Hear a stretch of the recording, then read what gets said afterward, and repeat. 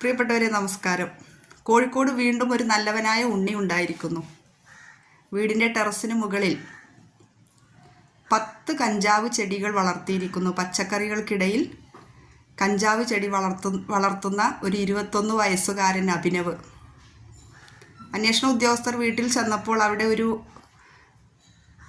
പ്രായമുള്ള ഒരു മുത്തശ്ശി മാത്രമേ ഉള്ളൂ. മുത്തശ്ശിയോട് അന്വേഷിച്ചപ്പോൾ മുത്തശ്ശി വാർദ്ധക്യ സഹജമായ അസുഖങ്ങൾ കൊണ്ട് ടെറസിന് മുകളിലേക്കൊന്നും കയറാറില്ല എന്നാണ് അറിഞ്ഞത്. ഇനി കഞ്ചാവ് പൈസ കൊടുത്ത് വാങ്ങണ്ട എന്നുള്ള ചിന്തയിൽ വളർത്തിയതാണോ എന്താ എന്നറിയില്ല. എന്തായാലും ആ 21കാരൻ്റെ മോഹം അന്വേഷണ ഉദ്യോഗസ്ഥർ മുളയിലേ നുള്ളിയിരിക്കുന്നു. എൻ്റെ പ്രിയപ്പെട്ട രക്ഷിതാക്കളെ, നിങ്ങൾ നിങ്ങളുടെ കുഞ്ഞുങ്ങളെ ഫുൾ A+ പുസ്തകവും ട്യൂഷനും എന്നുള്ള ആ ഒരു ചിന്തയിലേക്കും ആ ഒരു പ്രവൃത്തിയിലേക്കും മാത്രം തിരിച്ചുവിടല്ലേ.